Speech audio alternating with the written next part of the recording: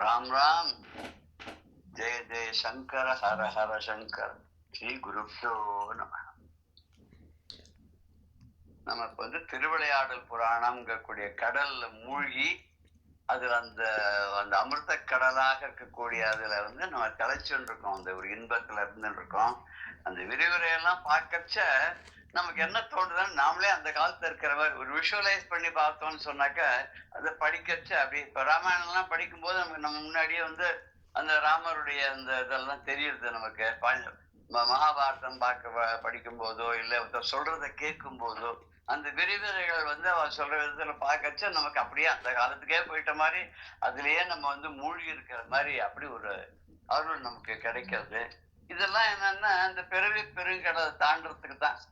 ஏன்னா நல்லபடியா பொழுது போனோம், ஏதோ வம்பு கும்பு தும்புற மாட்டிட்டு திண்டாடாத, நல்லதையே நினைச்சு நல்லதையே சொல்லி நல்லதையே பார்த்து நல்லதையே கேட்டு நல்லவாழோடையே சேர்ந்து இருந்து அப்படிலாம் இருக்கிறதுக்கு என்னன்னா இந்த மாதிரி நல்ல புராணங்கள் இதிகாசங்கள் மகா பெரியவாள்லாம் சொல்லிருக்கக்கூடிய விஷயங்கள்லாம் கேட்கறது போறது அப்படிதான். அதுதான் வள்ளுவர் கூட சொல்லுவார், பிறவி பெருங்கடல் நீந்துவார் நீந்தார் இறைவன் அடி சேராதார். வாரியார் சுவாமிகள் இப்படி பிரிச்சு சொல்லுவார், இறைவன் அடி சேராதார் பிறவி பெருங்கடல் நீந்தார். அப்புறம் நீந்துவர்னு போட்டிருக்கு அப்படின்னு என்ன அர்த்தம்னா மறுபடியும் இறைவன் அடி சேர்ந்தார் பிறவி கடல் நீந்துவார்.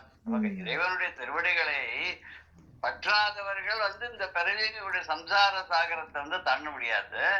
யார் தாண்ட முடியும் அப்படின்னா அவனுடைய திருவடிகளை பற்றி கொண்டவர்கள் தான். பற்றற்றான் பற்றினை பற்றுகள் நம்ம இன்னைக்கு படிச்சோம் இல்லையா, அது அப்ப அது எதுக்குன்னா பற்றை பற்று விடற்க, அது நம்முடைய எல்லா விதத்திலும் இருக்கக்கூடிய எல்லா பற்றுகளும் நீங்குவதற்காக பற்று இல்லாத அவனுடைய திருவடிகளை நம்ம பற்றி கொள்ள வேண்டும்னு நமக்கு சொன்னார் இல்லையா.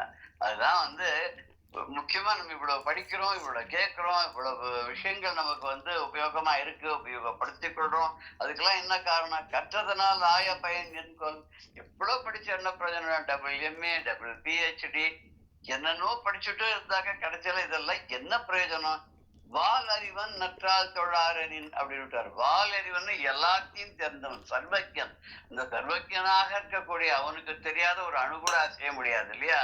அவனன்றி ஒரு அணுவும் அசையாது கான் அப்படின்னு சொல்லுவார். அப்படி சர்வஜனாக இருக்கக்கூடிய அந்த பரபிரம்மமாக பரம்பொருளாக இருக்கக்கூடிய அந்த இறைவன் இருக்கான்லையோ, அவருடைய நற்றால் தொழார், அவருடைய நல்ல திருவடிகள், அருளை பொழிகின்ற திருவடிகள், மாசற்ற திருவடிகள், பக்தர்களுக்காக என்ன கேட்டாலும் கொடுக்கக்கூடிய திருவடிகள், அப்பேற்பட்ட திருவடிகளை தொழலைன்னா பணியலைன்னா என்ன பிரயோஜனம்? கற்றதுனால என்ன பிரயோஜனம்? எவ்வளவுதான் படிச்சு என்னதான் பிரயோஜனம்? அது வெறும் புக்கிஷ் நாலேஜ் தான் இருக்குமே தவிர அது வாழ்க்கைக்கு பிரயோஜனமே படாது அப்படிங்கிறது ரொம்ப அழகா வள்ளுவரும் சொல்லியிருக்காரு இல்லையா. நாமளும் அதுக்கு ஏத்த மாதிரி நல்லபடியா இந்த திருவிளையாடல் புராணத்தை எடுத்துட்டு அப்படியே அதுல ரொம்ப ஆழ்ந்து ரொம்ப அழகா சொல்லியிருக்காரு. அதெல்லாம் அனுபவிச்சுட்டு இருக்கோம். நமக்கும் பார்க்கும்போது அதுல இருக்கக்கூடிய அந்த விரிவுரைகள்லாம் பார்க்க பாட்டு முதல்ல புரியலன்னாலும் அது நமக்காகவே ரொம்ப ஒரு கஷ்டப்பட்டு அதுக்கு ஒரு சொற்சுவை பொருட்சுவையோட கூடி இதுக்கு ஒரு விளக்கங்கள்லாம் கொடுத்து அது இன்னைக்கு நமக்கு புஸ்தக வடிவில் நமக்கு கிடைக்கிறதுன்னு சொன்னா அது நிஜமாவே பெரிய பாக்கியம். நமக்கு ஒரு பாக்கியம். நமக்கு இந்த ஒரு பாக்கியத்தை கிடைக்கும்படியாக செய்த அந்த மகா பெரியவர்களுக்கு, அந்த எழுத்தாளர்களுக்கு நம்ம எப்போ நன்றி சொல்லிட்டே இருக்கணும்னு சொல்றோம். நம்ம 153வது பாடல்ல சொன்னோம், பல நிறங்களுடைய விலை மதிக்க முடியாத பட்டாடைகள்லாம் இருந்தது அங்க அந்த கடைகள்ல வித்துட்டு இருந்தா வணிகர் வீதியில. அதை விட பட்டாடையை விட ரொம்ப காஸ்ட்லியாக இருக்கக்கூடிய பெருவிலையாக இருக்கக்கூடிய பருத்தி நூலாடைகள், பஞ்சால செய்யப்பட்ட நூலாடைகள்லாம் இருந்தது. அது மாத்திரம்தான் இருந்ததுன்னா எந்த நாட்டிலையும் கிடைக்கிறதுக்கு அரியதாக உள்ள பொருள்கள்லாம் கூட நம்ம நாட்டிலேயே கிடைச்சது. அப்புறம் அங்க மதுரை எம்பதியில எப்படி இருந்ததுன்னா 18 தேசத்து மக்களும் அங்க இருந்தா அப்படிங்கறதுனால அந்த மதுரை எம்பதியில ஒரு மொழி பேசினா மீதி ஊர்ல இருந்து 17 ஊர்ல இருந்து அவெல்லாம் பேச 17 மொழிகளை பேசக்கூடிய 17 தேசங்களை சேர்ந்தவர்களாம் அங்க ஒன்றாக கூடியிருந்து குளிர்ந்தியலோர் எம்பாவான்னு பாண்டாள் சொன்ன மாதிரி எல்லாரும் ஒன்னா இருந்து ஏதாச்சும் இது வரப்போட்டேன். மார்கழி வரப்போது, மார்கழி திங்கள் மதி நிறைந்த நன்னாளான மதி நிறைந்தன பௌர்ணமின்னு சொல்லுவார். மதி நிறைந்தன புத்தி நல்ல நிறைந்த நல்ல நாளாக மார்கழி மாசத்துல நம்ம வந்து நல்ல விஷயங்களை கேட்டு நல்லதையே சொல்லி இப்படி இருக்கணும் அப்படின்றதுக்காக தான் அந்த அப்படியும் ஒரு அர்த்தம் கொள்ளலாம் அப்படின்னு சொல்லுவா. சரி, இந்த ஊர்ல இன்னும் என்ன கிடைக்குது? விலை மிகுந்த ஒரு பொருள்கள்லாம் கிடைச்ச அந்த கடைகள்ல அப்படின்னா, சரி இதுக்கு அப்படிதான் இருந்ததா அப்படின்னா, அது இன்னும் வர்ணனை மேல போயிட்டே இருக்கு. அந்த ஊர்ல இருக்கக்கூடிய குழந்தைகள்லாம் என்ன பண்ணுவாளான்னா, ஏன்னா இவ்வளவு கடைகள் வச்சிருக்கவா, இத்தனை ஒரு விலை மதிக்க முடியாத பொருள் எல்லாம் விற்கிறவா எவ்வளவு பணக்காரா இருப்பா இல்லையா? அப்ப அவ வீட்டு குழந்தைகள்லாம் இன்னும் எப்படி இருக்கும் இல்லையா? ம். ராஜா வீட்டு குழந்தை ஒரு மாதிரியா தான் இருக்கும். ரொம்ப ஒரு பரம ஏழையா அடுத்த வேளை சாப்பாட்டுக்கே இல்லாதவரா இருக்கு. அவ அந்த அந்த குழந்தையோட நிலைமை ஒரு மாதிரியா தான் இருக்கும் இல்லையா? அது என்ன மலைக்கும் மடுவுக்கும் அப்படின்னு சொல்லுவா. அவ்வளவு பெரிய வித்தியாசம் இருக்கு அப்படின்னு என் ஃப்ரெண்டு ஒருத்தர் சொல்லுவார். இந்த இது கரண்டி அப்படிங்கிறா, இந்த பாதாள கரண்டிங்கிற என்ன சார் இது இதோட அது பெருசா இருக்குமா அப்படின்னு கேட்டா அவர் சொன்னார், இல்ல இல்ல இது வேற அது வேற. அது வேடிக்கையா சில சமயம் சொல்றது உண்டு. இந்த சங்கீதக்காரெல்லாம் ஒரு இதை யூஸ் பண்ணுவார். அந்த சாவேரி அசாவேரி எதுக்கு ரெண்டுக்கும் என்ன சார் விசேஷம் அப்படின்னு கேட்டாராம். ம். சாவேரி அது சாவேரி இல்லை ஆ போட்டா இல்லை சாவேரி அப்படியா? இல்ல, கரண்டிக்கும் பாதாள கரண்டிக்கும் எவ்வளவு வித்தியாசமோ அவ்வளவு வித்தியாசம்னாரு அவர். ம். கரண்டிங்கிறத வீட்டுல வந்து சமையலுக்கு உபயோகப்படுத்துறது. பாதாள கரண்டின்றது அந்த காலத்துல கிணத்துல ஏதாவது சாமான்கள் தவறி விழுந்து விடுத்தோம்னா அதை வந்து கீழே இறக்கி அதுல நிறைய கொக்கி கொக்கியா இருக்கும், அதுல போட்டு அதுல அந்த கீழே விழுந்த சாமான எடுத்துடுவாதான் பாதாள கரண்டி. அதான் இங்க இந்த குழந்தைகள்ல அப்படி இருந்தா பணக்கார குழந்தைகளா இருக்கு எல்லாமே. மதுரையில ஏழைங்கிறவளே கிடையாது. வாரியார் சுவாமி சொல்ற மாதிரி மதுரை அம்பதியில மீனாட்சி அம்மையுடைய ஆட்சி எப்படி இருந்ததுன்னா அவ்வளவு சிறப்பா இருந்தது. ஏன் அவ்வளவு சிறப்புன்னா அதுக்கு 3 விஷயங்கள் கிடையாதுன்னு. என்னன்னா அந்த ஊர்ல கோர்ட் கிடையாது, ம். அந்த ஊர்ல போலீஸ் கிடையாது, அந்த ஊர்ல வைத்தியசாலைகள் கிடையாது, ம். ஹாஸ்பிட்டல் கிடையாது, போலீஸ் ஸ்டேஷன் கிடையாது, law and order situation fail ஆனது கிடையாது. அங்க வந்து ஆஸ்பத்திரிகளே கிடையாது. ஏன்னா யாருக்காவது வியாதி வந்தா தானே டாக்டர் வேணும். ம். டாக்டருக்கு எங்க வேலை இல்லை, டாக்டருக்கு வேலை இல்லை, போலீஸ்க்கு வேலை இல்லை, நீதிமன்றங்களுக்கு எல்லாம் வேலை இல்லை. அப்படிப்பட்ட ஒரு நாடு. அப்படி இருக்கணும்னா எங்க இருக்கணும்னா சொர்க்கத்துல கூட இருக்க முடியாது. அம்பாள் மீனாட்சி ஆட்சி பண்ண காலத்துல தான் அப்படி இருந்தது.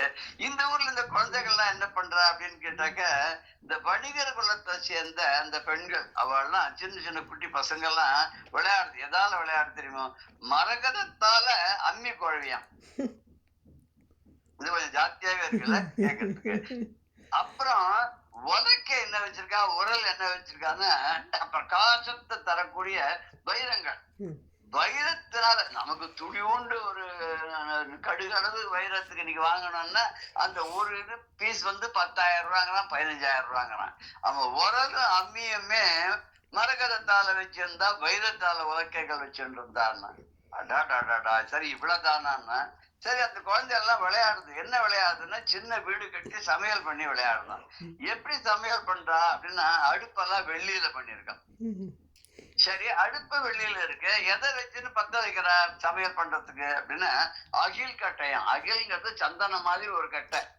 சந்தனத்துல ஒரு விதமான வாசனை, அந்த அகில் கட்டையில ஒரு விதமான வாசனை. அந்த வாசனை தரக்கூடிய அகில் கட்டையெல்லாம் விறகா உபயோகப்படுத்துறாங்க. சரி, இவ்வளவுதானே. அதுக்கு தண்ணி வேணுமே. என்ன பண்ணுன்னா பனி சொட்டுறது இல்லையா, அதெல்லாம் கலெக்ட் பண்ணி வச்சுன்னா அதை உலை நீரா வச்சிருக்காளா. ஏன்னா அரிசி வேகணுமே. சரி, எங்க இருந்து அரிசி கொண்டு வந்தாவா? அவ வந்து முத்தெல்லாம் அரிசியா கொண்டு இருக்காளாம். டேப்பா, என்ன முத்தை கொண்டு வந்து அரிசியா போட்டு இந்த குழந்தைகள் வந்து விளையாடுறது அப்படின்னா நெருப்பு இதெல்லாம் பத்த வைக்கணுமே. அடுப்பு பத்த வைக்க நெருப்பு. இந்த மாணிக்க பரல்கள் எல்லாம் தூக்கி அது உள்ள போடுறதுலாம். பரல்கள்ல சின்ன சின்ன முத்துக்கள்னு அர்த்தம். குட்டி குட்டி மாணிக்க பரல்கள்னா சரி, இந்த மாணிக்க மணிகள்னால நெருப்பை உண்டாக்குற. சரி, சமையல் பாத்திரங்கள்லாம் வேணுமே. அது என்னன்னா அழகான மணிகள் பதித்த பாத்திரங்கள். அந்த பாத்திரங்கள் எல்லாம் வச்சு இந்த குழந்தை என்ன பண்றது தெரியுமோன்னா சிறு வீடு கட்டி விளையாடுதுன்னு. முன்னாடியே ஒரு தடவை நம்ம பார்த்தோம். இந்த சின்ன குழந்தைகள்லாம் சிறு வீடு கட்டி விளையாடும் போது ஆண் பிள்ளைகள்லாம் என்ன பண்ணலாம், அங்கேயும் இங்கேயும் ஓடி ஆடி போய் அந்த காலால உதைச்சு அந்த மண் வீடுகளெல்லாம் கலைச்சு விடுறா. அதனால அந்த குழந்தைகள் ரொம்ப அழகுது. அந்த கோபத்தினால அதனால வரக்கூடிய வருத்தத்தினால என்ன பண்றதுன்னா கழுத்துல போட்டிருக்க முத்து மாலைகள்லாம் தூக்கி வீசி ரோட்ல போடுறது அப்படின்னு நம்ம ஒரு பாடலை முன்னாடி நம்ம பார்த்தோம். ம். இப்ப இந்த பாடலுடைய பத உரை பார்க்கச்ச பதமா பார்க்கச்ச இன்னும் கொஞ்சம் நமக்கு நல்லா புரியறதுக்கு சௌரியமா இருக்கும் இல்லையா? மரகதத்தினால் அம்மிகள், வைரவாள் உலக்கை, உரல்கள் வெள்ளியாய், அழகு அழகு அடுப்பு அகில், விறகு உலை நீர், விறகு உலை பனி நீர், அரிசி முத்தழல், செம்மணி அடுகலன், பிறவும் எரிபொன்னால் இழைத்து ஆடுவ இவர் சிறு மகளிர். இவர் சிறு மகளிர். இந்த வணிகர் கூட்டத்தில் இருக்கக்கூடிய அந்த சின்ன சின்ன பெண்கள் குழந்தைகள்லாம் என்ன பண்றதுன்னா, மரகதத்தினால் அம்மிகள். மரகதத்திலேயே அம்மின்னா அது என்னமா இருக்கும், டேப்பா பச்சை நிறத்துல அது இருக்கும். அது ஒரு அம்மி நீங்க வாங்கணும்னா எத்தனையோ கோடி ரூபாய் தான் வாங்க முடியும்.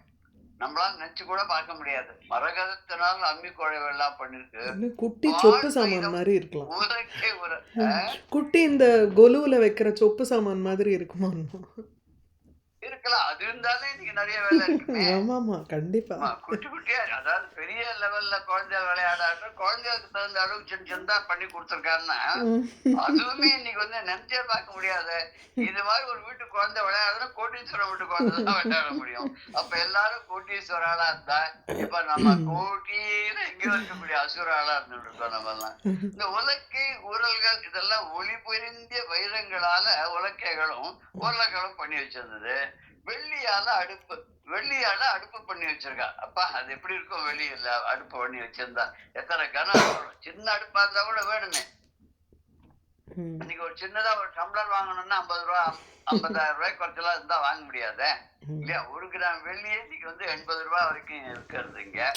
இப்ப வெள்ளினால அடுப்பு பண்ணி அதுக்கு விறகு வேணும்னா அகில் கட்டையெல்லாம் விறகா வச்சுட்டு, உலை பனி நீர், இந்த பனியில இருந்து முத்து முத்தா சொட்டக்கூடிய அந்த நீரையே கலெக்ட் பண்ணி தண்ணி உலை நீரா வச்சுருக்காளாம். ஏன்னா அரிசி கொதிக்கிறதுக்கு நீர் வேணும்னா அதுக்காக. முத்துக்கள் எல்லாம் அரிசியா, இந்த முத்துக்கள் உருண்டையான முத்துக்களும் உண்டு, கொஞ்சம் நீளமா ஒரு குளோபல், இந்த அது என்ன சொல்றது, ஒரு கோள வடிவுல இருக்கக்கூடிய முத்துக்கள் கூட உண்டு. சில இந்த ஹைதராபாத்ல எல்லாம் முத்து பார்த்தா ஒரு மாதிரி நீள் வடிவமா இருக்கும், அரிசி முத்து, ஒரு கோதுமை மாதிரி அந்த சைஸுக்கு இருக்கும். வட்ட ரவுண்டா இருக்காது. அது மாதிரியான ஒரு அப்படிப்பட்ட முத்துக்கள் எல்லாம் அரிசிக்கு சமமா வச்சுன்னு குழந்தைகள்லாம் செம்மணி சிவந்த அந்த மாணிக்கத்தை நெருப்பா வச்சுண்டு அடுகலன் பிறவும் அப்படின்னாக்க சமையல் கலன்களை பாத்திரங்கள், மற்ற சமையலுக்கு வேண்டிய மற்ற பாத்திரங்கள் எல்லாம் வச்சுட்டு இருக்க.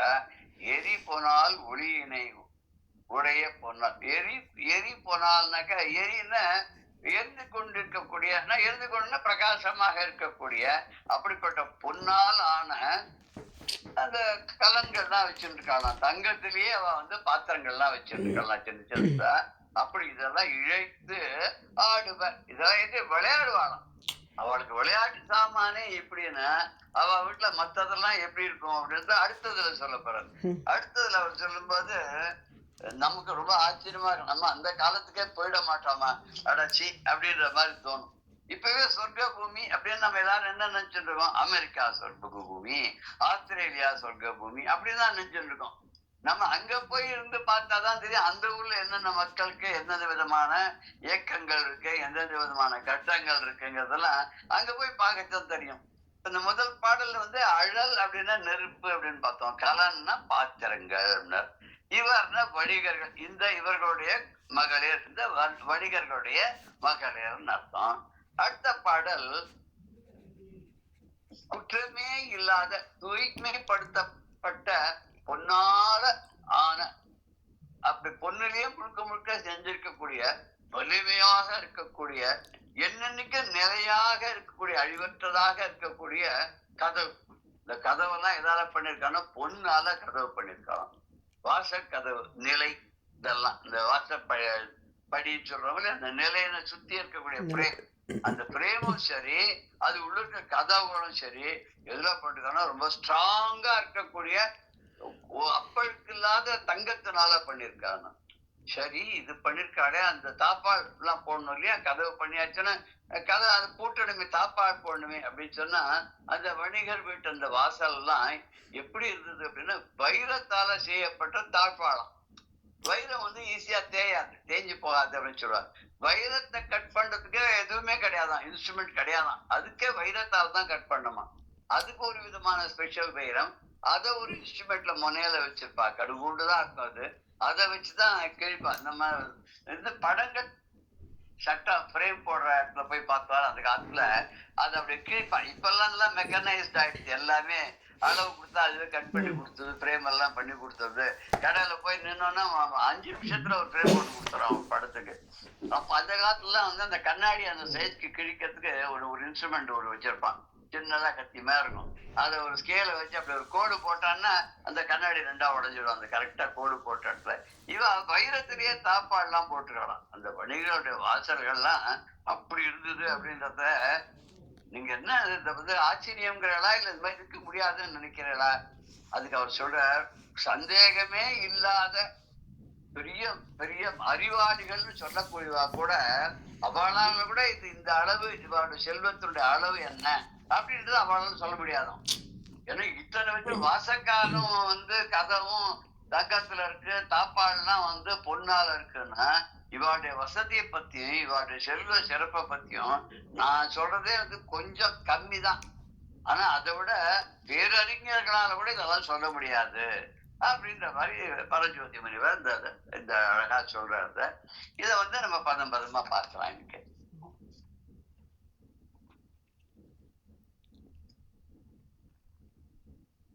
இதெல்லாம் நமக்கு நினைச்சு பார்க்கச்சு ஆச்சரியமாவும் இருக்கு, சரி இப்படி கூட இருந்திருக்குமோ அப்படின்ற மாதிரி ஒரு சந்தேகமாவும் இருக்கு இல்லையா. செய்யில் தீர்ந்த செம்பொன்னினால் திண்நிலை கதவம் வைரத்தாள் உடைத்தவர் கடை வாயிலும் என்றால் அயிறு தேர்ந்த பேர் அறிஞரும் அனேர்தம் செல்வத்தே செல்வத்து இயலிற்றாம் என வரையறைத்து இசைப்பது எவரும். நல்லா சொல்லிட்டு இருக்கிறது பெரிய இவாண்டி அவர் கடை வாயில்ல அந்த கடைகளுடைய வாசல் இருக்கு, அந்த வணிக கடைகளோட வாசல் செய்யிருந்தன கொஞ்சம் கூட ஒரு அப்பழுக்கு இல்லாத, எந்த ஒரு கலப்பும் இல்லாத தூய்மையான செம்பொன்னினால், சிவந்த பொன்னினால்.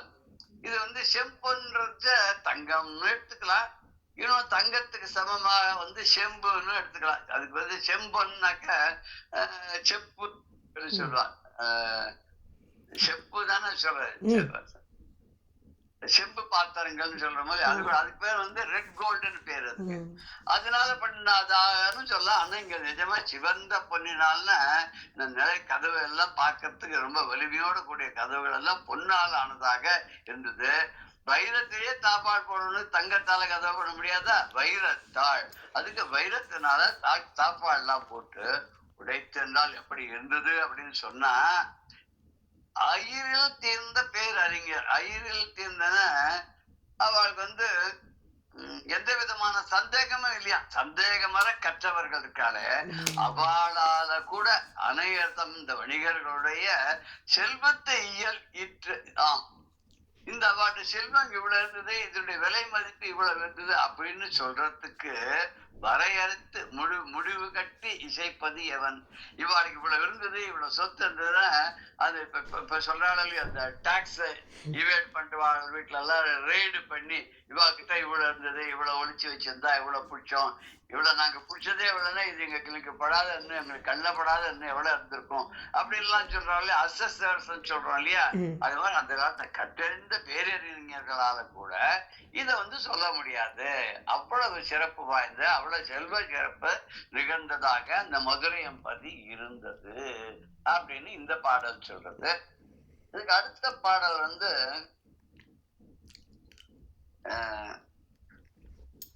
இதை விட இன்னும் ஒரு படி மேலவே, இது வந்து எக்ஸாஜரேஷன்லாம் சொல்லவே முடியாது, இது நினைச்சா ரொம்ப ஆச்சரியமா இருக்கு. அந்த வணிகருடைய வீதியில சாதாரண மனுஷாடைய ஒரு பழக்கமே என்னன்னா, நமக்கு எதெல்லாம் வேண்டான்னு தோணுதோ அதெல்லாம் வாசல்ல கொண்டு போய் கொட்டிடுவோம். வீட்டுக்கு இப்பதான் வந்து ஏதோ கவர்மெண்ட்ல வந்து என்ன பண்றாருன்னா அதை கலெக்ட் பண்றதுக்குன்னு எல்லா நாட்டிலயுமே அவ ஒரு இது மாதிரி சக்கரை வண்டி மாதிரி தொட்டி ஒண்ணு வச்சு விடுறா. எல்லாம் இது வந்து வெட்ட வேஸ்ட், அப்புறம் ட்ரை வேஸ்ட், மெடிக்கல் வேஸ்ட் சொல்லி எல்லாத்தையும் அந்த போடுறதுக்கு வாசல்ல வச்சு விடுறா. இது வந்து ஒரு ஒரு ஏரியால ஒரு ஒரு நாள்ல வந்து ஒரு ஃபேன் வந்து இத்தனை கலெக்ட் பண்ணிட்டு போவோம். அதை கொண்டு போய் ஏதோ டெஸ்ட்ராய் பண்றா, எப்படி பண்றா, அது வேற விஷயம். இப்ப இந்த காலத்துல பண்றான், அந்த காலத்துல கொண்டு போய் வாசல்ல கொட்டிட்டு வந்துருவான். வாசல்ல கொட்டிட்டு வந்துருவான்னா அது எப்படின்னு ஒரு மக்கி போகக்கூடிய பெருசப்படா இருக்கக்கூடியதெல்லாம் கொண்டு போய் பின்னாடி தோட்டத்துல போட்டா இங்க செடி கொடிகள்லாம் வளரும். இது வேண்டாங்க கூடிய சில சமாச்சாரங்கள்லாம் சாலிடா இருக்கக்கூடிய பொருள்லாம் முன்னரோட கொண்டு போய் போட்டுருவா போல இருக்கு. இந்த காலத்தை பண்ற மாதிரி அந்த காலத்தையும் பண்ணிட்டு இருந்திருக்கா. ஆனா இவா போடுறதுக்கு அவா போடுறதுக்கு வித்தியாசம் இருக்கு. இவா வேண்டாததெல்லாம் போட்டா அவ என்ன பண்ணான்னாக்க அந்த சேதாரம்னு சொல்றாரு. இந்த தங்க கடைக்கெல்லாம் போனாக்க சேதாரம் அதுக்கு ஒரு 10% போட்டுருவான். போட்டு நகையில வந்து நீ 10 பவுன் நகை வாங்கினோம்னா 10 பவுனுக்கு 10% சேதாரம் போட்டுடுவான். அப்ப அதுல வந்து 1 பவுன் அது சேதாரம் போச்சு அப்படிங்கிறான். இவன் நம்ம அந்த பக்கம் போனோம்னா அதுக்கு ஏதோ ஒரு ப்ராசஸ் வச்சிருக்கான். கீழே இருக்கிற அத்தனை பொடிகளையும் சேர்த்து அதெல்லாம் ஒண்ணாக்கி அது ஏதோ ஒரு ப்ராசஸ் பண்ணி அவன் சின்ன தங்க கட்டியா பண்ணிடுவான் அதை.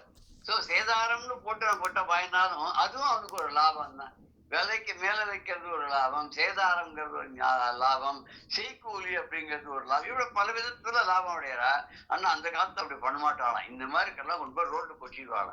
எதெல்லாம் கொட்டுவா அப்படின்னா ரோட்ல என்னென்ன சிந்தி இருக்கு வீதிகள்ல சிந்தி கிடக்கும் பொருள்கள் சிறிய தீப்பொறி போன்ற சிவந்த மாணிக்கங்கள்.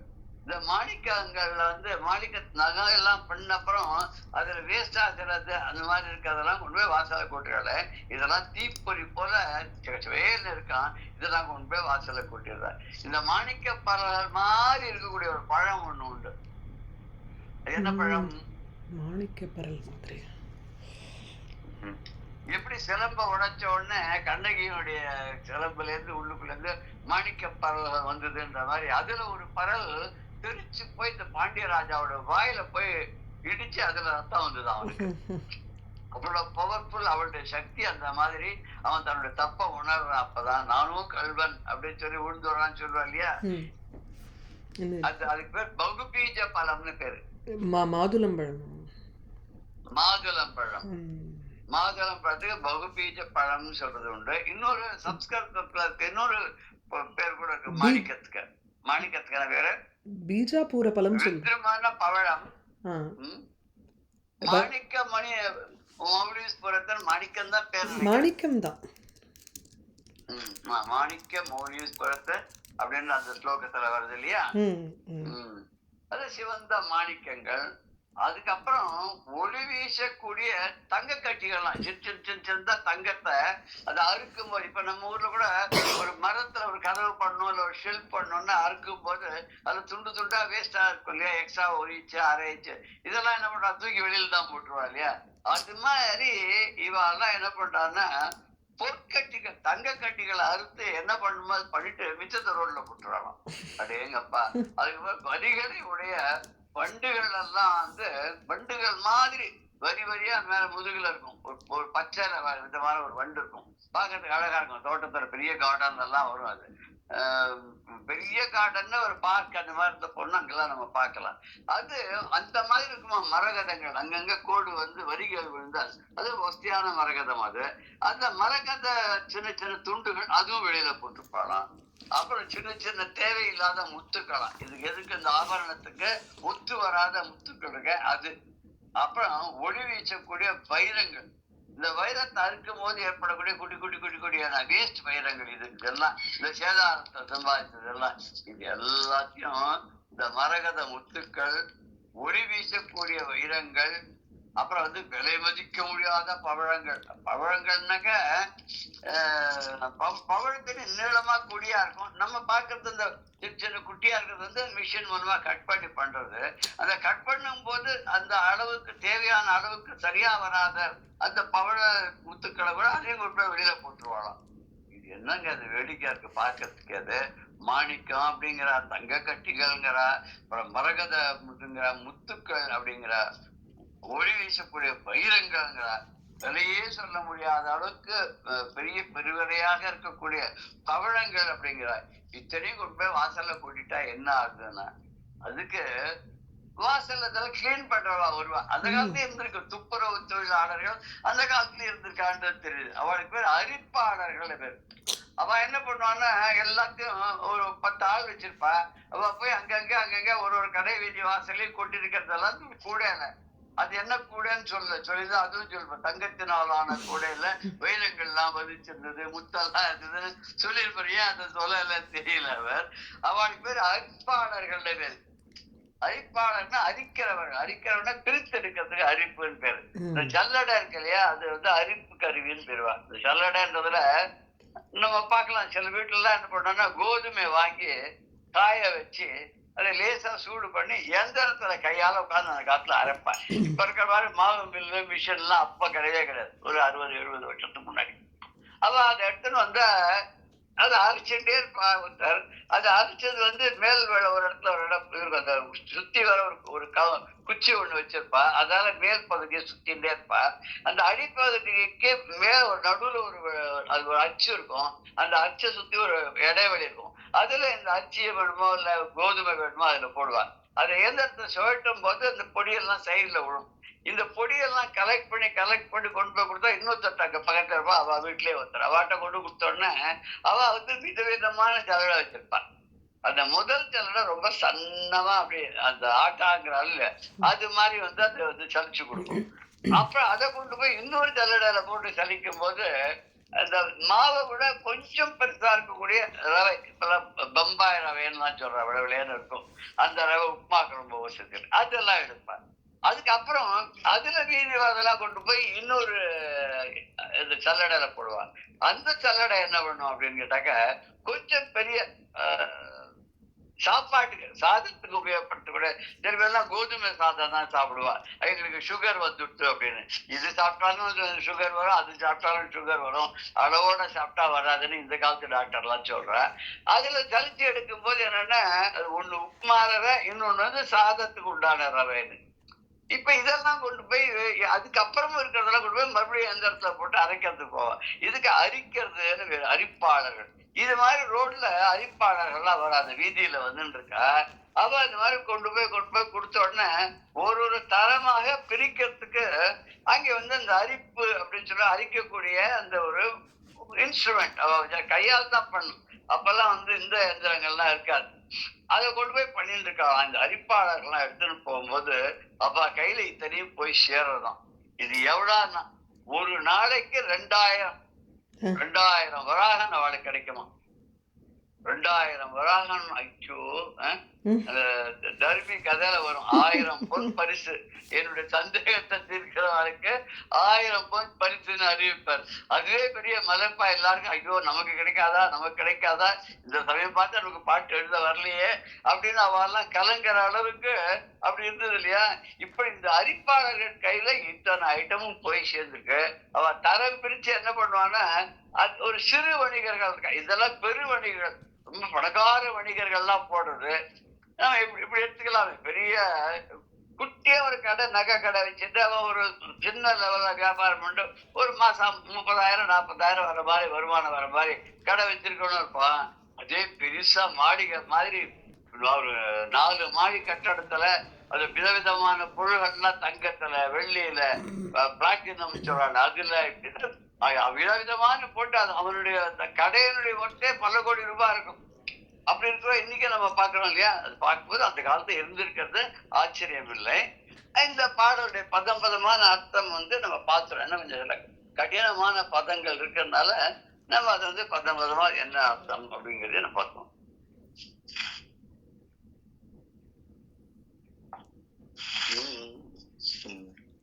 எரிக்கும் பொறி அணைய நெருப்பின் சிறிய பொறியை ஒத்த. அதாவது பொறின்னா ஒரு இன்ஸ்ட்ருமெண்ட், நெருப்பு மாதிரி இருக்கக்கூடிய மின்னக்கூடிய அந்த ஒரு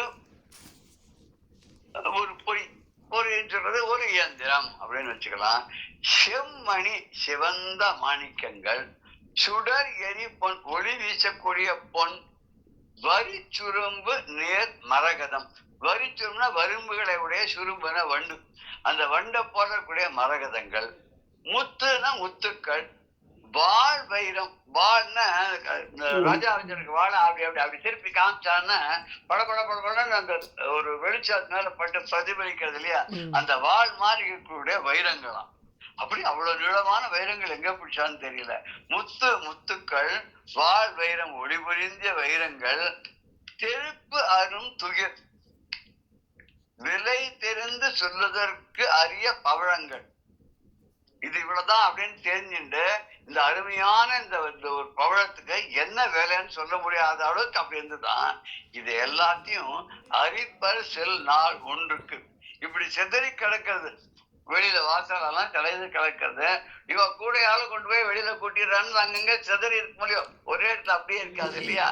அது எல்லாத்தையும் அரிப்பரு செல்லு நாள் ஒன்றுக்கு அரித்து எடுக்கக்கூடிய, பிரித்து எடுக்கக்கூடிய, அவ போய் பார்க்கும்போது அவ கைக்கு அகப்படுவன. என்ன அகப்படுறது கையில அப்படின்னு, கரிப்ப நாளொன்றுக்கும் அரிப்பர் கையகப்படுவன வைரத்திரட்டி அப்படின்னு.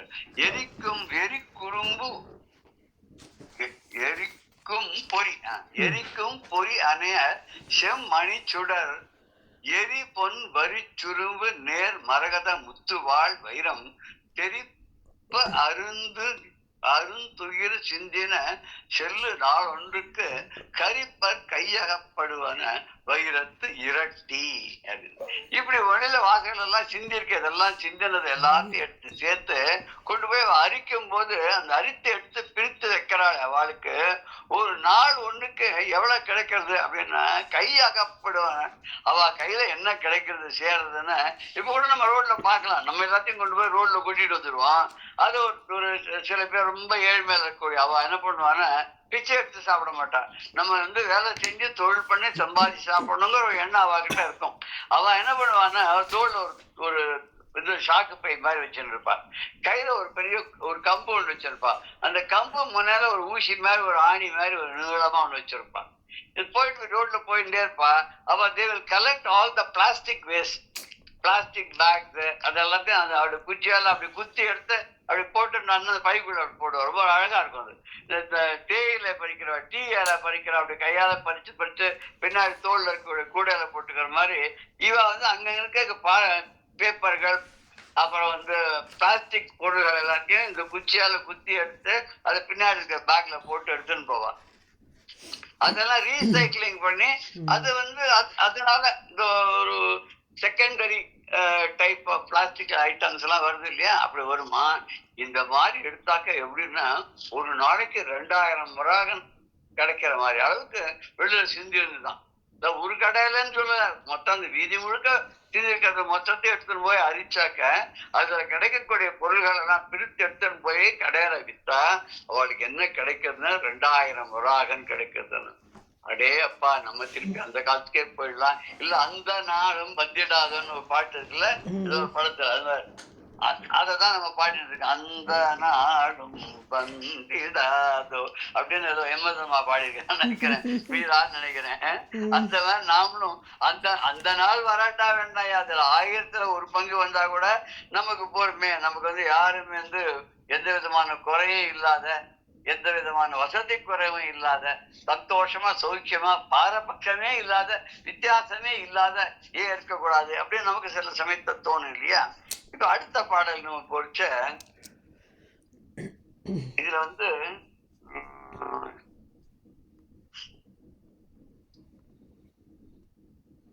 இது கொஞ்சம் கஷ்டமா தான் இருக்குது சொல்றதுக்கு. பார்க்கலாம் எப்படி முடியும்னு பார்ப்போம், புரிஞ்சுக்க பார்ப்போம்.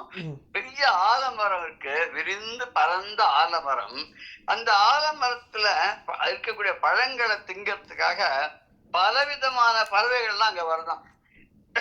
அது போல இந்த கடை வீதியில் இருக்கக்கூடிய பொருள்களை எல்லாம் பயன்படுத்தக்கூடியவா, இதை விற்கிறவாளா இருந்தாலும் சரி, அதை வாங்குறவாளா இருந்தாலும் சரி, அந்த மதுரை நகரத்துல யார் யார் இருந்தாலும் 18 நிலத்து மக்கள். முதல்ல சொன்னோம் இல்லையா, 17 விதமான மொழிகளை பேசக்கூடியவர்கள் அங்க வியாபாரம் பண்ணான்னு.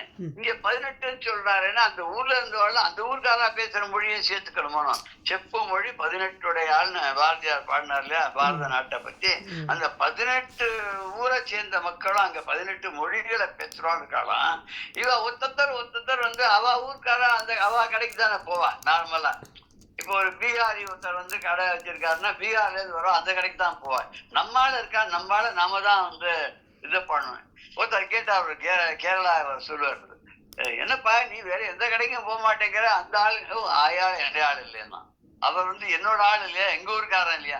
எப்ப இந்த ஊர் பாசம்னு ஒண்ணு உண்டு.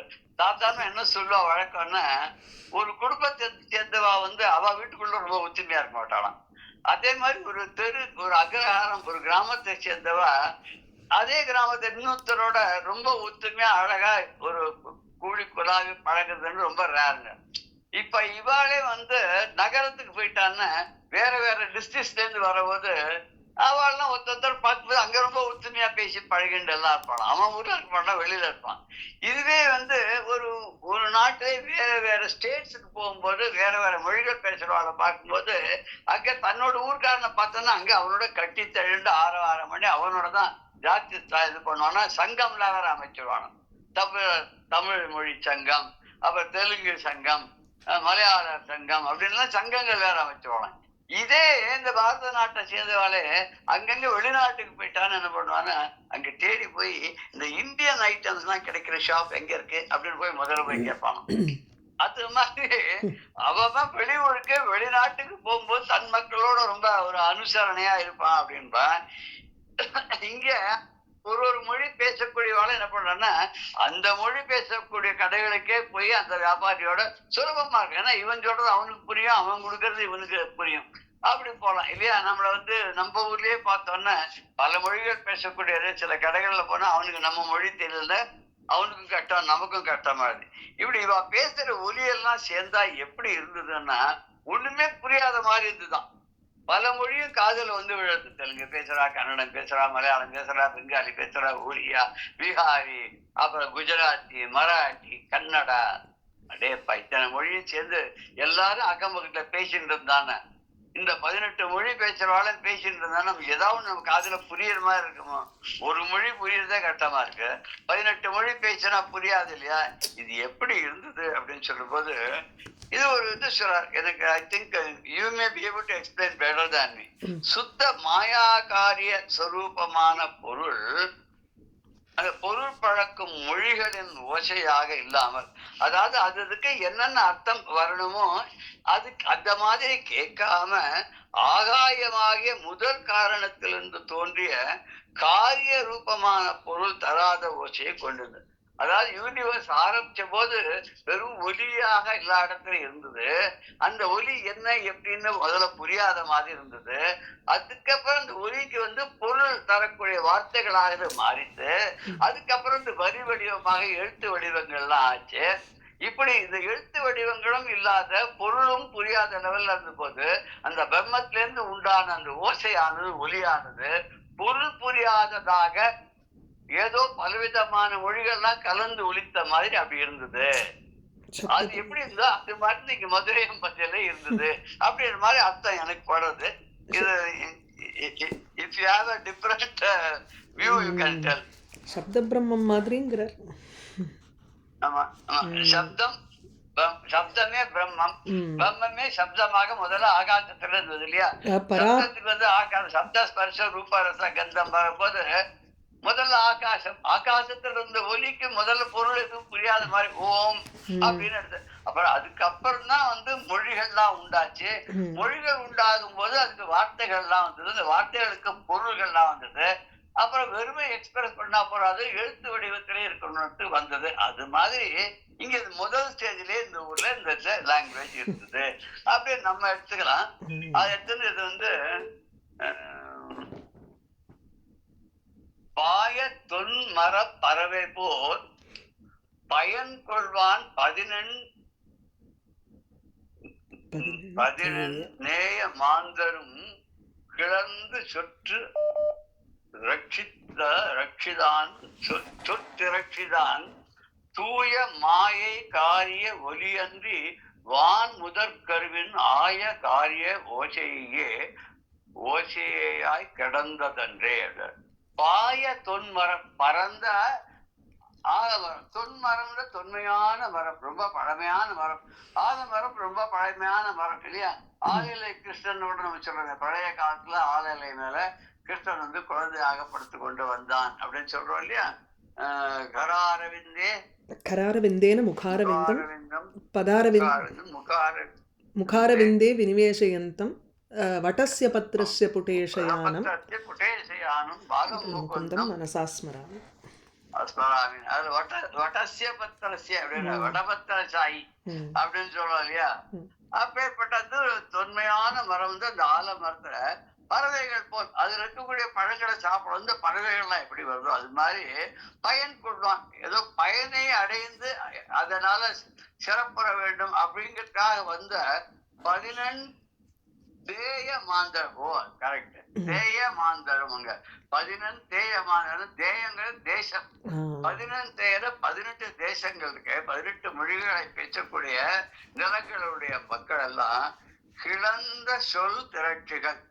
அவ வந்து பேசக்கூடிய மொழி எல்லாம் பல பேர் பலது 18 பாஷை பேசுறா. அது எப்படி இருந்ததுன்னா அதுதான் தூய மாயை காரிய ஒலி அன்று, சுத்த மாயையின் காரிய ஒலியாக அல்லாமல் வான் முதல் கருவின் வானாய முதற் காரணத்தில் உண்டாகிய காரிய ஓசையாய் கிடந்ததென்று, காரிய ஓசையை போல் அமைந்தது.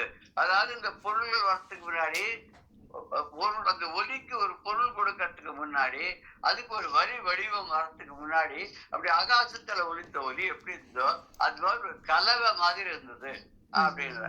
இப்ப எந்த மொழியில இருந்து எந்த மொழி வந்ததுன்ற ஆராய்ச்சி அது வேற விஷயம். அது ஆரம்ப காலத்துல எல்லா மொழியும் ஒன்றா கலந்து இருந்தது. இப்ப இந்த அரித்தெடுத்தான முதல் பாடலை பார்த்தோம் இல்லையா? முந்தின பாடத்துல அங்க பொன் மணி முத்து மாணிக்கம் வைரம்னு எல்லாம் அப்படி சிதி சிதறி கடந்தது வீதியில. அது எல்லாத்தையும் இந்த அரிப்பவர்கள்லாம் எடுத்து வந்து கூட எடுத்துன்னு போய் ஜல்லடை போட்டு சலிச்சு பிரிச்சா அப்படின்ற மாதிரி அந்த ஓசை ஒலியிலேருந்து இவ வந்து அவாவா தன்னுடைய லாங்குவேஜ பிரிச்சு எடுத்துட்டான்னு கூட பண்ண மகர்ஷிகள்லாம் அப்படி பண்ணியிருப்பா. ஒரு மொழி பேசக்கூடிய இந்த கொங்கண அப்படின்ற ஒரு கொங்கணின்னு ஒரு மொழி இருக்கு. அது வந்து ஒரு ரிஷி உண்டாக்கினதுன்னு சொல்லுவா. கொங்கண முனிவர அப்படி ஒருத்தர் இருந்தார், அவர் உண்டாக்கினது. அகஸ்தியர் தமிழ உண்டாக்குறார் அப்படின்னு சொல்லி ஒரு மொழிக்கு ஒரு ரிஷி வந்து அதை வந்து வகுத்து கொடுத்துருக்காங்க நல்லபடியா அப்படின்னு பாக்குற மாதிரி இந்த வந்து பரபிரம்மத்தோட இதை வந்து ஒத்து அவர் சொல்றார். அடுத்த பாடல் வந்து 158. ஒழிவில் வேறு பல் பொருள் ஏழும் 7 லோகமும் பிறவும் வழுவில் வேறு பல்கலைகளும் மரபு குடி வகுத்து தழுவி வேண்டினர் தாம் கொள தக்கவா பகரா அழிவிலா மறை போன்றன ஆவண வீதி. இது எப்படி இருந்ததுன்னா அந்த ஆவண வீதி சாமான்கள்லாம் விற்கக்கூடிய அந்த கடை தெரு இருக்க அந்த வீதி வந்து என்னன்னைக்கும் அழியாத வேதங்கள் எப்படி இருக்கோ, இந்த வேத மொழி எப்படி இருக்கோ அது மாதிரி அந்த இது வந்து நிறைய அழிவற்ற பொருள்கள்லாம் அந்த வீதியில அந்த கடைகள்ல கிடைச்சுதான். என்ன கிடைச்சதுன்னா வேறுபட்ட விதவிதமான வகையான பண்டங்களாக அது எதுல பண்ணப்பட்டன 7 வகை உலோகங்களாலும் இது தவிர கணக்குல வராத உலோகங்களாலும் செய்யப்பட்ட பொருள்கள் இருக்கா அப்படின்னா 7 வகையான உலோகங்கள் அப்படின்னு சொல்லும் போது அதுக்கு வந்து என்னென்ன 7 வகை உலோகங்கள்? இரும்பு, பித்தளை, ஈயம், பொன், வெள்ளி, இரும்பு, செம்பு, ஈயம், தாமிரம், துத்தநாகம். இப்படி துத்த வந்து அது ஒரு இது ஈயமும் இல்லை பித்தளையும் இல்லைன்னு ஒண்ணு இருக்கும். அது வெங்கலம்னு எடுத்துக்கலாமா இல்லை வெங்கலம் துத்தநாக வெங்கலத்தோட சொல்ல முடியாது. இந்த துத்தநாகம்ன்றதுல ஒரு ஸ்லைட்டா ஒரு பச்சை நிறம் ஒன்று தெரியும் அதுல. அது அப்படிப்பட்ட ஒரு வகையான ஒரு இது மாதிரி பல வகை பொருள்கள் எல்லாம் எடுத்து அதை யார் வாங்க வராளோ அவளுக்கு விலை கூறும் போது அவளுக்கு ஏற்ற மாதிரி அஃபோர்டபுள் பிரைஸ்ல விற்கிறாளாம் அவள்லாம். அப்படி தன்னுடைய பொருளுடைய இயல்புகளா விரும்பி எனக்கு இது மாதிரி வேணும் அப்படின்னு கேட்கிறவாளுக்கு இவாளும் அதை விளக்கி சொல்றாளாம். அவ கேட்கிறா, இவ விளக்கி சொல்றா. அது எப்படி இருந்ததுன்னா வேதத்தை கேட்கிறா, அதை சொல்றா விளக்கி சொல்றாளாம். அப்படி எப்படி அந்த வேதமே ஒலிக்கிற மாதிரியும் இந்த வேதத்துக்கு பொருள் சொல்ற மாதிரியும் இந்த ஊர்ல இருக்கிறவாள்லாம் விற்கிற பல பொருள்கள் விற்கும் போது அந்த பல பொருள்களுக்கு அது தவிர ஆடைகள்லாம் பலவிதமான ஆடைகள் இந்த ஊர்ல இருந்து அந்த ஊர்ல இருந்து ஒரு ஊர்ல இருந்து வந்த பொருள்கள் இதெல்லாம் வித்துருக்கா. அதை விரும்பி வாங்குபவர்கள்லாம் ஏற்றுக்கொள்ளக்கூடிய அளவுக்கு விலை கூறாளாம். அஃபோர்டபுள் பிரைஸ் இல்லைன்னா போயிடுவான். சில ஊர்ல நானே பார்த்துக்கேன், ரோட் சைட்ல கடைகள் நிறைய வச்சிருப்பான்.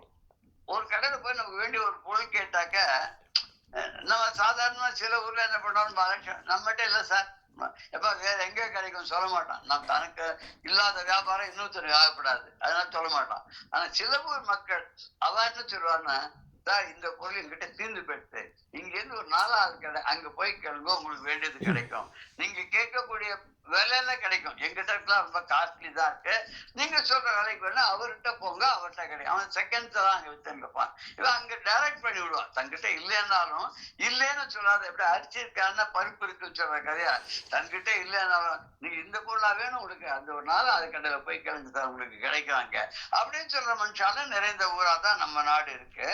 இதைத்தான் இந்த பாடல்ல அவர் சொல்லும் போது ஒழிவியல் வேறு பல் பொருள்களும், அதாவது நீங்குதல் இல்லாத பல்வேறு வகையான பொருள்கள் நிலையாக இருக்கக்கூடிய பொருள்கள் அழிவற்றதாக இருக்கிறது நான் பெரிஷபிள் அப்படின்னு எடுத்துக்கலாம். 7 உலோகமும் 7 உலோகங்கள்னா 7 விதமான மெட்டல்ஸ், அதுவும் வழுவு இல் பல் கலைகள், வழுவில் வழுவாது குற்றம் இல்லாது நழுவாது அப்படிப்பட்ட பலவேறு வகைப்பட்ட ஒரு கலைகள், அதாவது ஆர்ட் ஒர்க்னால பண்ணப்பட்ட ஹேண்டிகிராஃப்ட்ஸ் சொல்ற மாதிரி அப்படி கைவினை பொருள் இதுவும் பிறம் மற்ற பிற பொருள்களும் மரபுலி வகுத்து அப்படின்னா முறையாக அதை வகைப்படுத்தி அதை எப்படி வைக்கணுமோ ரகமா பிரிச்சு விலைவாசிக்கு தகுந்த மாதிரி வேற அதை பிரிச்சு வச்சுட்டு தழுவி வேண்டினர் தான் கொலை அதை ஆசைப்பட்டு கேட்டு வாங்கணும் அப்படின்னு என்கொயர் பண்றவாளுக்கு அவ வாங்கி கொள்ளும்படியாக தக்கவா பகரான தகுந்த மாதிரி அவளுக்கு அனுசரணையாக அந்த விலையெல்லாம் சொல்லி அப்படியே ஆவண வீதிகள் அங்க இருக்க கடைகள்லாம் எப்படி இருந்ததுன்னா அழிவில்லாத மறை போன்றன. அழிவே இல்லாத வேதம் எப்படியோ அந்த வேதம் போல 4 மறைகள் போல அந்த கடைகள்லாம் நிலையாக இருந்தன. ஏன்னா என்னன்னைக்கு இவளுடைய அன்புனாலையும் இவளுடைய வியாபாரத்துடைய ஒரு திறமையினாலையும் அவருக்கு கிடைக்கக்கூடிய பொருள்கள் கிடைக்காத பொருள்களையும் வரவழைச்சு கொடுக்கக்கூடிய தன்மை இதெல்லாம் பார்த்துச்சு. அந்த கடைகள் என்னன்னைக்கும் ரொம்ப ஒரு ஃபிளரிஷிங் ஸ்டேஜ்லயே இருந்தது அப்படின்னு இந்த கடைகளை பத்தி சொல்றாரு. அதுக்கு அடுத்த பாடல் திக்கெல்லாம் புகழ் மதுரையை சிவபுரமாக்கி முக்கண் நாயகன் அரசு செய் முறையினுக்கு ஏற்ப தக்க தோழனோடு அழகை மாநகர் உரை தயக்கம் ஒக்கும் அந்நகர் வாணிகரும் உரையுள் சூழ் நியமம். இந்த ஊர் எப்படி இருந்தது அப்படின்னு சொன்னாக்க அந்த மதுரையம் பகுதியில இருக்கக்கூடிய இத்தனை கடை வீதிகள் எல்லாம் சேர்ந்து அந்த ஒரு செல்வ செழிப்போடு இருக்கக்கூடிய அந்த பிரதேசம் எப்படி இருந்ததுன்னா திக்கெல்லாம் புகழ் இந்த எல்லா திசைகள்ல இருக்கக்கூடியவாளும் புகழ் மாதிரி அதான் பெருமையோட பேசிக்கிற மாதிரி அந்த முக்கட்பெருமான் சிவபெருமான் இருக்காரு. அவர் எங்க பார்த்தாலும் அவருடைய புகழ் பரவி இருந்துதான். அப்படி புகழ் பரவும் வண்ணம் அந்த மதுரையை ரொம்ப சிவபுரமாகவே ஆக்கி கைலங்கிரிக்கு சமமாகவே ஆக்கி அதை ரொம்ப செல்வ செழிப்போட தான் சுந்தர பாண்டியனா அரசாட்சி பண்ணாராம். அதுக்கு தகுந்த மாதிரியே அவருக்கு கூட யாரோ தோழனா வந்தானா யாருன்னா குபேரன் கிட்ட இல்லாத செல்வமே கிடையாது. வெங்கடாஜலபதி குபேரன்ட்ட கடை வாங்கிதான் திருக்கல்யாணம் பண்றார் பத்மாவதியே, இன்னும் வந்து அவர் வட்டி தான் கொடுத்துருக்காரு தவிர நான் அசல் அடைக்கல அப்படின்னு ஒரு புராண கதையெல்லாம் சொல்றா இல்லையா. அது மாதிரி சிவபெருமானுக்கு ரொம்ப தோழனா குபேரன். குபேரன் வந்து ரொம்ப தோழன்கிறதுனால அவன் என்ன பண்ணான்னா, சிவபெருமான் சோமசுந்தர கடவுள் வந்து இங்க சுந்தரேஸ்வரராக அந்த மதுரையை ஆட்சி செய்யும் போது, அப்ப இவன் குபேரனும் கூட வந்திருந்தான். கூடவே இருந்தான்னா செல்வம் செழிப்பாக அவருடைய ஆட்சியில இருந்துதான். அது எப்படி இருந்தோ அதுக்கு சமமாக இந்த வணிகர்கள்லாம் சூழ்ந்த அந்த மதுரை நகரத்து தெருக்கள்லாம் அது மாதிரியே இருந்தது அப்படின்னு இதுல சொல்றார். இந்த படம் ரொம்ப சுலபமா தான் இருக்கு. அந்நகர் வணிகர், அந்த நகரத்துல இருக்கக்கூடிய அந்த மதுரை மாநகரத்துல இருந்த வியாபாரிகள் எல்லாரும் உறையுள் சூழ் நியமம். அவெல்லாம் இந்த வீடுகளோ கடைகளோ கடை வீதிகளோ இருக்கக்கூடிய அந்த இடம் எப்படி இருந்ததுன்னா, திக்கெல்லாம் புகழ், எல்லா திசைகள்னா 10 திசைகள் சொல்ற வழக்கம். தசரதா இல்லையா, 10 திசைகளும் தேர ஓட்டக்கூடியவர் அப்படின்னா, 8 திசைகள் அப்படின்ற போது வடக்கு தெற்கு கிழக்கு மேற்கு, இதுக்கு நடுவுல இருக்கக்கூடிய 4 நாள் 8 மேல கீழே. சோ வந்து 10 திசைகள், எல்லா திசைகளிலும் புகழ். எங்க புகழ் தான் சொல்றார். யாருடைய புகழ சொல்றார்? அந்த மதுரை மாநகரை சிவபுரம் ஆக்கி, அந்த மதுரை என்று சொல்லக்கூடிய அந்த திருநகரத்தை, அழகிய நகரத்தை சிவபுரமாகவே, சிவன் தான் எப்போதும் குடிகொள்ளக்கூடிய அவருடைய சொந்த இடமான சிவலோகமாகவே மாற்றி, முக்கண் நாயகன், அந்த 3 கண்களை உடைய இறைவனானவன் அரசு செய் முறையினுக்கு ஏற்ப அவர் எப்படி செங்கோல் ஆட்சி பண்ணிட்டு இருந்தாரோ அந்த ரொம்ப பொருத்தமாக இருக்க மாதிரி தக்க தோழனோடு, அவருக்கு தகுந்த தோழன். ஏன்னா அவருக்கு சிவபெருமானுக்கே ஒரு தோழன் இருக்கணும், அவருக்கு ஈக்குவலா இருக்கணும். யாரு? சுந்தரமூர்த்தி நாயனார் இப்ப இருந்தார்.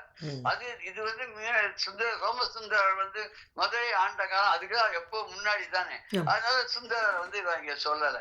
யாரு சொல்லிட்டாருன்னு தோழன்னு செல்வ சிறப்போட இருந்த குபேரன், எல்லாருக்கும் அள்ளி கொடுக்கக்கூடிய குபேரன் கூட எல்லார் வீட்லயும் பார்த்தா குபேரன் ஒரு பொம்மை வச்சிருப்பான். அது எங்க இருந்து வருதுன்னா, அண்ட நாட்டுல இருந்து வருது. அவன் பண்ணி நம்ம ஊர்ல இதுதான் குபேரன் தெரிஞ்சுக்கான், எல்லா வீட்லயும் அதை வச்சிருக்கான். அது வச்சுட்டா பணம் நிறைய வரும்னு, செல்வம் நிறைய வரும்னு, இது ஒரு நம்பிக்கை தான்.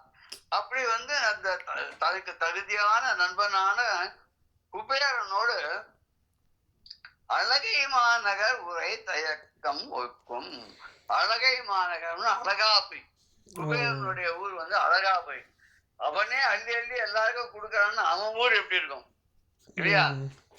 தங்க கிண்ணத்திலேயே அவர் வந்து பால் குடிப்பார், வெள்ளி இதுலயே தட்டிலேயே சாப்பிடுவார் அப்படின்னு மரகத ஸ்பூனாலேயே எடுத்து குழந்தைகளுக்கெல்லாம் ஊட்டி விடுவான்னா நமக்கு கொஞ்சம் ஒரு மாதிரியா தான் இருக்கும்.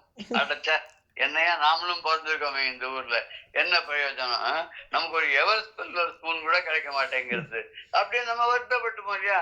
எப்ப சாதாரண அடுத்த வீட்டுக்காரர் ரொம்ப வசதியா இருந்தாக்க சில பேர் சந்தோஷப்படுவாங்க, நாம தான் இல்ல அவனுக்காவது இருக்க சந்தோஷமா இருப்பான், நல்லா இருக்கும், ஏதோ அவன் பண்ண புண்ணியம். நான் போன ஜென்மத்துல ஐயன் திருமணையால் அடித்தாமரைக்கு அன்பு முன்பு செய்யும் தவமுடையாருக்கு உடையவாகிய சின்னங்களே என்றார் அபிராம்பட்டர். அது மாதிரி ஏதோ போன ஜென்மத்துல அம்பாளுடைய பாத கமலங்களுக்கு சேவை பண்ணிருப்பான் போல் இருக்கு, இல்ல சிவபெருமானை கொண்டாட்டிருப்பான் போல் இருக்கு, இல்ல திருமலை வெங்கடேச பெருமாளுக்கு இவன் பக்தி பண்ணிருப்பான் போல் இருக்கு. அதுதான் இந்த ஜென்மத்தை இவ்வளவு செல்வ செழிப்போட ஒரு பையன் அமெரிக்கால இருக்கான், ஒரு பையன் ஆஸ்திரேலியால இருக்கான், ஒரு பையன் லண்டன்ல இருக்கான், ஒரு பையன் நியூசிலாந்துல இருக்கான். அங்கிருந்து டாலரா வருது. நமக்கு சாதாரண ஒரு மாலையில வந்து கழுத்துல ஒரு டாலர் கட்டி போட்டுக்கிற அளவுக்கு கூட நமக்கு ஒண்ணுமே இல்லையே அப்படின்னு வருத்தப்பட்டவாள் உண்டு. அவதான் நன்னா இருக்கட்டுமே, நம்ம வாங்கின வரோம் இப்படி அப்படின்னு அங்கலாச்சிக்கிறவா இருக்கு இல்லையா.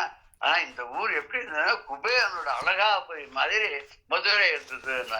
ஒரு 2 காரணத்தினால மதுரை அவ்வளவு செல்வ செழிப்போட இருந்தது. ஒரு காரணம் சிவபெருமானே வந்து ஆட்சி பண்ணது, அவருக்கு துணைவியாக மீனாட்சி அம்மையே ராணியாக இருந்து செங்கோல் வச்சது, இவாளுக்கு சகாயம் பண்றதுக்காகவே அள்ளி குடுக்கறதுக்காக குபேரனே வந்தது. எல்லாம் சேர்ந்து பார்த்தா இது மதுரை மாநகரா இல்ல அழகாபுரியா அப்படின்னு வியக்கிற மாதிரி இருந்ததுன்னா, அது மாதிரி நாம இருக்கக்கூடிய நாடும் ஒரு காலத்துல அந்த அழகாபுரி மாதிரி இருக்கணும்னு அப்படின்னு சொல்லி இந்த மீனாட்சி அம்மையையும் சிவபெருமானையும் வேண்டிக் கொண்டு இன்றைய நிகழ்வை நம்ம நிறைவு பண்ணலாம். மேற்கொண்டு அடுத்த சொல்லப்படுறது மன்னவர் வீதி அப்படிங்கிற போது ராஜாக்கள் தான் போயிட்டு வர்ற வீதி. சாதாரண பெரிய விஐபி எல்லாம் வந்தானாக்கா அவெல்லாம் சாதாரண நம்மளுடைய வீடு மாதிரி இருக்கிற நம்ம காலனி பக்கமோ நம்ம பிளாட் இருக்கிற பக்கமோ எல்லாம் அழிச்சுன்னு போக மாட்டா. இருக்கிறதுலயே ரொம்ப பெரிய வீதி எதுவோ எது ரொம்ப சுத்தமா அதை சுலபமா சுத்தம் பண்ணி வச்சுக்க முடியுமோ, எங்க அழகான இந்த வியாபாரங்கள் நடக்குமோ, எங்க ரொம்ப செழிப்பா இருக்கிற மாதிரி காட்டுமோ அந்த இடத்துல வந்து கால் வச்சு அழிச்சுன்னு போயிடுவா. ஜனங்கள் எல்லாம் இங்க இருந்து கூட்டின்னு போய் அந்த இடத்துல 2 பக்கம் வரிசையா நிக்க வச்சிருவார் ரோட்ல. நிக்க வச்சு அவர் வருவாருக்கு பெரிய என்ன நினைச்சுப்பார், ஆஹா தன்னுடைய ஆட்சியில இந்த ஊர் எவ்வளவு சிறப்பா இருக்கு அப்படின்னு சந்தோஷமா போவார். ஒரு டெம்பரரியான சந்தோஷமா இருந்தாலும் அப்படி சந்தோஷமா படிச்சு அவர் அனுப்பணும் அப்படின்னு அந்த ஊர்ல இருக்கக்கூடிய ஆட்சி பண்றவாளான்னு நினைக்கிறாங்க. அது மாதிரி இருக்கு நம்ம நாடு. அப்படி இல்லாத இந்த அழகாபுரி மாதிரி நம்ம நாடும் சிறந்த நாடாக செல்வ செழிப்போட எப்படி ஒரு 1000 வருஷத்துக்கு முன்னாடி இருந்ததோ அதே மாதிரி மீண்டும் ஆகணும். அகில உலகமும் எல்லாம் லோகா சமஸ்தா சுக்கினோ பவந்து அப்படின்னு சொல்லி இந்த நிகழ்வை நம்ம நிறைவு பண்ணலாம். அடுத்து அந்த மன்னவர் வீதி எப்படி இருந்தது, அவளுக்கா வீதிகள் எப்படி தனியா அமைச்சிருந்தார், அதுல என்னென்ன சிறப்புகள்லாம் இருந்தது, அந்த விஐபி வீதிகள் எப்படி இருந்தது அடுத்த செஷன்ல பார்க்கலாம். சங்கர் ஹர ஹர சங்கர். ஸ்ரீ குருபியோ நமः. ராம் ராம்.